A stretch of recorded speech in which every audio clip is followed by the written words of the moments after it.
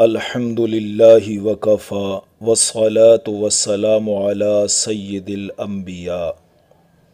قرآن حکیم کلاس میں آج ہم سورۃ النساء کی آیت نمبر 114 تا 122 کو سمجھیں گے۔ جیسا کہ آپ کو معلوم ہے، گزشتہ نشست میں ہم نے ان 9 آیات کا مطالعہ کیا تھا جس میں ایک چوری کا واقعہ بیان کیا گیا اور اس کے ضمن میں بہت سی ہدایات بھی فراہم کی گئیں۔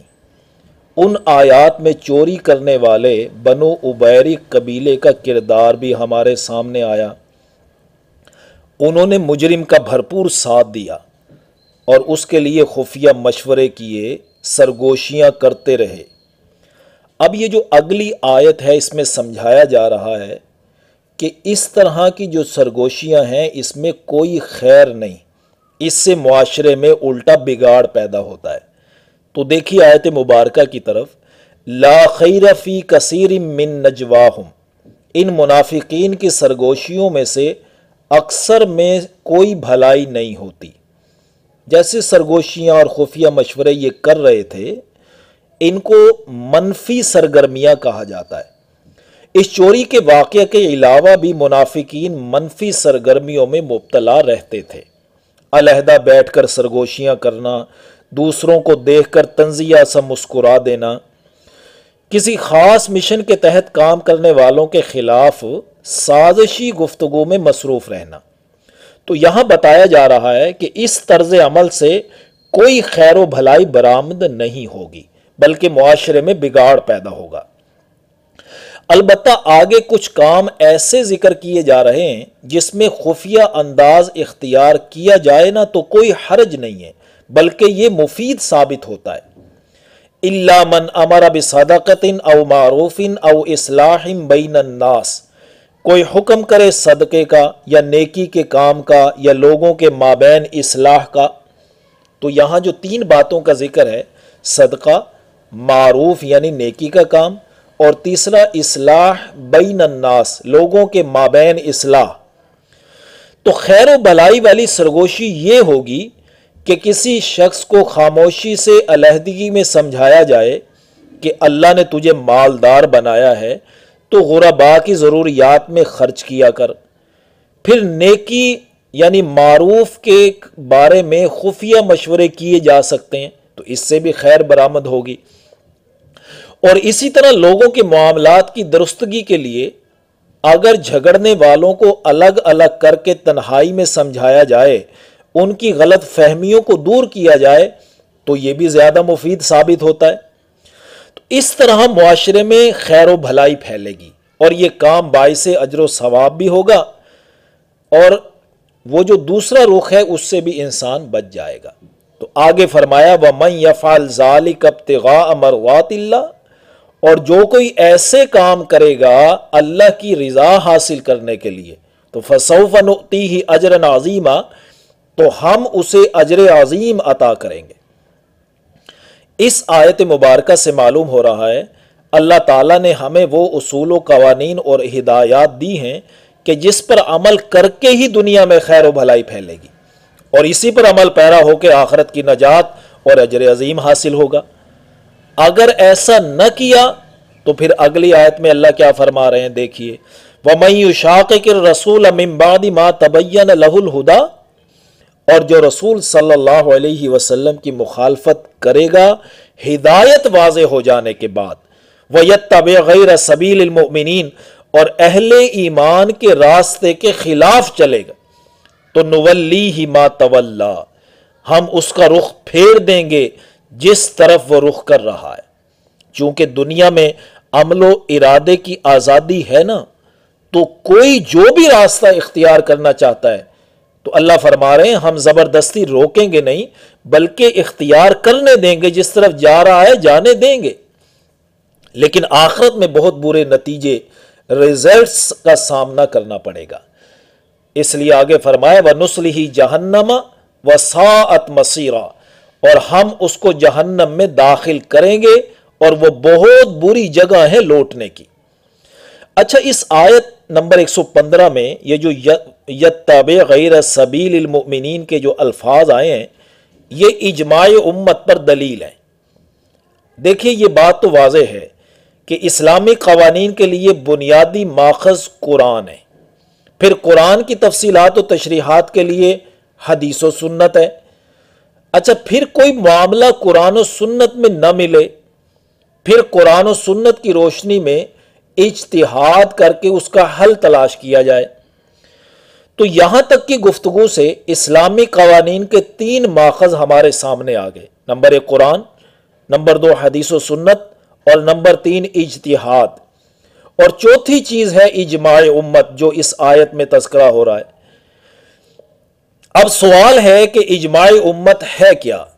اس کا ذکر قرآن میں کہاں ہے اور کس حدیث مبارکہ میں؟ امام شافعی رحمہ اللہ فرماتے ہیں کہ اس اجماع امت کی دلیل کی تلاش میں نے قرآن کو کئی مرتبہ پڑھا تو اللہ نے اس آیت پر میری نظر کو جما دیا۔ یہ جو ہم پڑھ رہے ہیں وہ یتبع غیر سبیل المؤمنین، تو اب اجماع امت کا مطلب ہے امت کے اہل علم اور متقی لوگوں کا کسی بات پر اتفاق ہو جائے تو اسی پر عمل کرنا واجب ہو جاتا ہے۔ سنن ابن ماجہ میں نبی کریم صلی اللہ علیہ وسلم کا فرمان ہے، ان امتی لا تجمع علی ضلالۃ، میری امت کبھی گمراہی پر جمع نہیں ہوگی۔ بہرحال اب اگلی آیت کی طرف دیکھیے، اس میں ایسے جرم کو بیان کیا جا رہا ہے جو ناقابل معافی ہے۔ ان اللہ لا یغفر ان یشرک بہ، اللہ تعالیٰ اس بات کو ہرگز معاف نہیں کرے گا کہ اس کے ساتھ کسی کو شریک کیا جائے۔ یہی بات اسی سورت کی آیت نمبر 48 میں بھی گزر چکی ہے۔ یہاں آیت نمبر 116 میں دوبارہ بیان کی گئی ہے کہ اللہ کے ساتھ کسی دوسرے کو شریک ٹھہرانا ناقابل معافی جرم ہے۔ وَيَغْفِرُ مَا دُونَ ذَلِكَ لِمَن يَشَاءُ، اور بخشش کر دے گا اس کے سوا جس کے لیے چاہے گا۔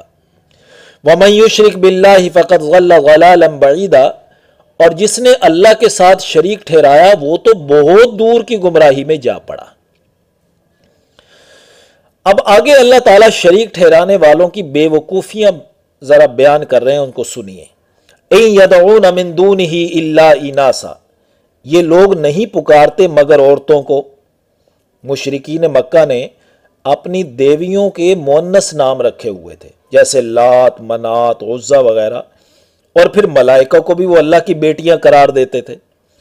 وَإِن يَدْعُونَ إِلَّا شَيْطَانًا مَرِيدًا، وہ سرکش شیطان کے سوا کسی کو نہیں پکار رہے ہیں، یعنی اللہ کے سوا کسی کو بھی پکارنا اصل میں شیطان ہی کے پھیلائے ہوئے نظریات کا نتیجہ ہے نا۔ تو جو کوئی بھی اللہ کے سوا کسی کو پکارے گا وہ اصل میں شیطان کی عبادت و پکار میں مصروف ہے۔ لعنہ اللہ، اس شیطان کی جس پر اللہ نے لعنت کی ہے۔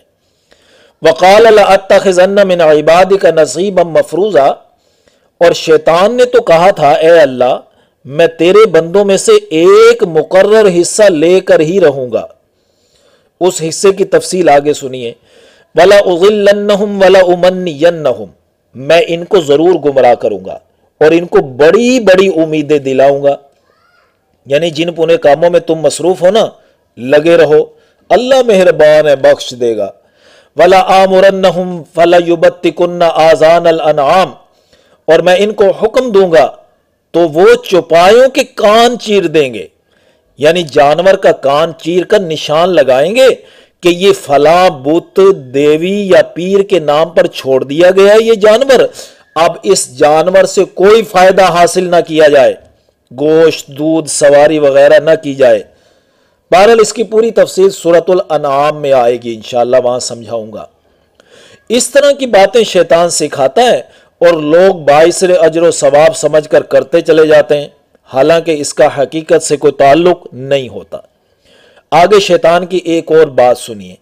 وَلَآمُرَنَّهُمْ فَلَيُغَيِّرُنَّ خَلْقَ اللَّهِ، اور میں ان کو حکم دوں گا تو وہ اللہ کی تخلیق میں تبدیلی کریں گے۔ آج بھی تبدیلی ہو رہی ہے نا، عورتیں مردوں جیسے انداز اختیار کر رہی ہیں اور مرد عورتوں جیسے، اور آج تو سائنسی ترقی کے باعث جو جینیاتی تبدیلیوں کے ذریعے اللہ کی تخلیق میں جو تغیر و تبدل ہو رہا ہے وہ کون سا کسی سے چھپا ہوا ہے؟ اور بالخصوص آج کل جو ٹیسٹ ٹیوب کا استعمال ہو رہا ہے بلا دریغ، حالانکہ اس میں کئی صورتیں بالکل ناجائز ہیں۔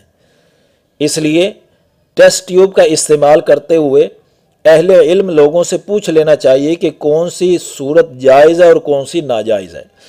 وَمَن يَتَّخِذِ الشَّيْطَانَ وَلِيًّا مِّن دُونِ اللَّهِ فَقَدْ خَسِرَ خُسْرَانًا مُّبِينًا، اور جس کسی نے بھی اللہ کو چھوڑ کر شیطان کو دوست بنا لیا تو وہ واضح نقصان میں جا گرا۔ يَعِدُهُمْ وَيُمَنِّيهِمْ وَمَا يَعِدُهُمُ الشَّيْطَانُ إِلَّا غُرُورًا، وہ شیطان ان سے وعدے بھی کرتا ہے اور ان کو امیدیں بھی دلاتا ہے، اور نہیں وعدے کرتا ان سے شیطان مگر دھوکے کا۔ دین اسلام کے وعدوں اور اصولوں کے خلاف جتنے وسوسے انسانی ذہن میں آتے ہیں وہ سب شیطانی دعوے اور امیدیں، وعدے اور امیدیں جو نیرا دھوکہ اور فریب ہے۔ بہرحال جو کوئی بھی شیطانی وساوس اور وعدوں اور امیدوں کے پیچھے چلے گا، اولئک مأواہم جہنم، یہی وہ لوگ ہیں جن کا ٹھکانہ جہنم ہے، ولا یجدون عنہا محیصا، اور وہاں سے بھاگنے کا کوئی راستہ بھی نہیں پائیں گے۔